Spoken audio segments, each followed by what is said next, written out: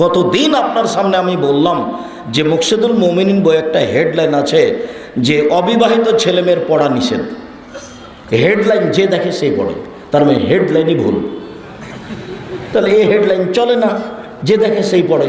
এখন কি লেখা আছে, কয়েক পৃষ্ঠা পর্যন্ত উনি লিখলেন যে সফরের পূর্বে যদি স্ত্রী মিলন হয় তাহলে ছেলে টেরা হবে, ভরা পেটে যদি স্ত্রী মিলন হয় তাহলে ছেলে কানা হবে, চন্দ্রগ্রহণে যদি স্ত্রী মিলন হয় চন্দ্রগ্রহণের সময় তাহলে ছেলে ল্যাংড়া হবে, সূর্যগ্রহণের সময় যদি স্ত্রী মিলন হয় তাহলে ছেলে খোড়া হবে। এইসব কথা দিয়ে যে লেখক তার এই পুরো আলোচনাটা ভরে ফেললেন, আসলেই কথা কি না তা আপনাকে তো দেখতে হবে। আমরা তো বলেছি আল্লাহর কসম, আল্লাহে আল্লাহর কসম, আল্লাহে আল্লাহর কসম, লেখকের এই হেডলাইন সহ একটি কথাও সত্য নয় এবং সরাসরি কথাগুলি কোরআন মাজিদের বিপরীত। কোরআন মাজিদে আল্লাহ তাআলা বলেন, নিসাউকুম হারসুল লাকুম ফাতু হারসাকুম আন্না শাইতুম, তোমাদের স্ত্রী তোমাদের জমি, তোমাদের স্ত্রী তোমাদের ক্ষেত, তোমরা তোমাদের স্ত্রীর নিকটে আসো তোমাদের ইচ্ছা মতো, সকালেই কি, বিকেলেই কি, দুপুরেই কি, ভরা পেটেই কি, চন্দ্রগ্রহণ লাগলেই কি, সূর্যগ্রহণ লাগলেই কি, আর না লাগলেই কি। এ কথা আল্লাহ তাআলা বলেন আর লেখক এইভাবে বলেন। রাসূল সাল্লাল্লাহু আলাইহি সাল্লাম বলেন, পৃথিবীর মানুষ তোমরা আমার একটি কথা জানা থাকলে অন্যকে বলো। তিনি বলেন, হাদ্দিসু আন বানি ইসরাঈল ওয়ালা হারাজ, বানি ইসরাঈলের কাহিনী বলো, কোনো দোষ নেই। হাজার হাজার বছর আগেকার কথা। ইশতারা রাজুলুন মিন রাজুলিন আকারান, একটা লোকের কাছে জমি কিনে নিল। জমি কিনে নেওয়ার পরে জমি চাষ করতে গিয়ে ফাজাত ফি আকারিয়াল জাররা, সেই জমিতে একটা স্বর্ণের পাতিল পেল।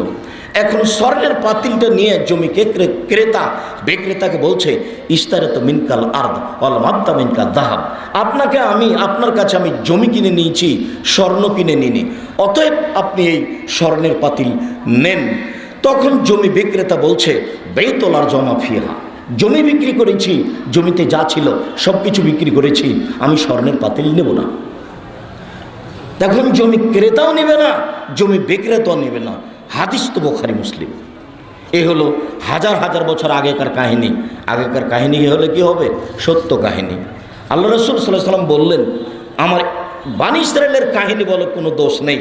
2 নম্বর বাক্য বলার পরে 3 নম্বর বাক্যটি বলছেন, মান কাযাবা আলাইয়া মুতাআম্মিদান ফালইয়াতাবাওয়া মাকআদাহু মিনান নার, কেউ যদি কোনো কথা আমার নামে বলে, কেউ যদি কোনো কথা আমার নামে ধাবিত করে, আমার নামে চালিয়ে দেয়, সেই কথা যদি আমার না হয় তাহলে তার থাকার জায়গায় জাহান্নাম।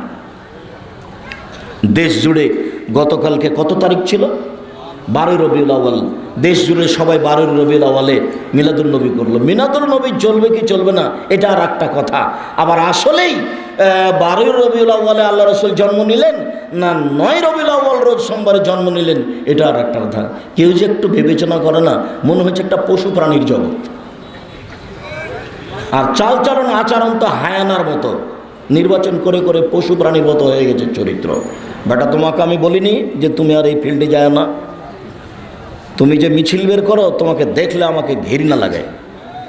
তোমাকে দেখলে আমি, এই চুপ থাকবা তুমি, তোমাকে দেখলে আমাকে ঘৃণা লাগে। তোমাকে মিছিল করতে দেখিনি, তুমি রাস্তা ঘেরে মিছিল করছিলে। রাসূল সাল্লাল্লাহু আলাইহি ওয়াসাল্লাম বলছেন, এই যে লোকটা জান্নাতে চলে গেছে। কেন? রাস্তায় একটা গাছ পড়েছিল, কেটে সরিয়ে দিয়েছে, এই জন্য জান্নাতে চলে গেছে। হাদিস বুখারী মুসলিম। আম গাছে জাম ধরতে পারে, ধরে না। অমাবস্যা রাতে চাঁদ উঠতে পারে, উঠে না। সুয়ের ছিদ্র দিয়ে লাঙ্গলের ফাল ঢুকতে পারে, ঢোকে না। সুয়ের ছিদ্র দিয়ে লাঙ্গলের ফাল ঢুকে যেতে পারে, আম গাছে জাম ধরে যেতে পারে, অমাবস্যা রাতে চাঁদ উঠে যেতে পারে, এগুলো ঘটে যেতে পারে। আমি যে কথা বললাম এতে সন্দেহ আছে বলে কিয়ামত পর্যন্ত চেষ্টা করলে সরিষা ঢোকানো যাবে না। তার নাম বুখারী মুসলিম। হুজুর ভুল বুঝেছেন, হুজুর বুঝতে পারেননি আমার বক্তব্য। হুজুর মানুষ মনে করেছেন বিরোধিতা করলেই সফলতা আসা যায়। হুজুর বলছেন, ইমাম আহমদ বিন হাম্বল 40 লক্ষ হাদিসের 10 লক্ষ হাদিসের হাফেজ ছিলেন, তারপরেও বক্তব্যে চ্যালেঞ্জ দিতে পারেননি। আর এখনকার সাধারণ আলেম বক্তব্য চ্যালেঞ্জ দিয়ে যায়। হুজুর বুঝতে পারেননি আমি কোথায় চ্যালেঞ্জ দিয়েছি। আমি ওই সময় বলেছি আম গাছে জাম ধরতে পারে, যখন বলেছি হাদিস বুখারী মুসলিম। হুজুর বুঝতে না পারে উল্টা বদনাম করে বেড়াচ্ছেন। হুজুরে একটু খোঁজ নিয়ে দেখেন না আসলে ঘটনা কি। আল্লাহে আল্লাহর কসম, আল্লাহে আল্লাহর কসম, আল্লাহে আল্লাহর কসম, 90 সাল থেকে নিয়ে এখন পর্যন্ত আমি জাতির সামনে কোনো অপ্রয়োজনীয় বাক্য বলিনি, কোনোদিন কোনো মাঝহাবকে সামনে রেখে কথা বলিনি, কোনোদিন কোনো লোককে সামনে রেখে কথা বলিনি। 90 সাল থেকে নিয়ে এখন পর্যন্ত আমি কোনোদিন কেসা কাহিনী বলিনি।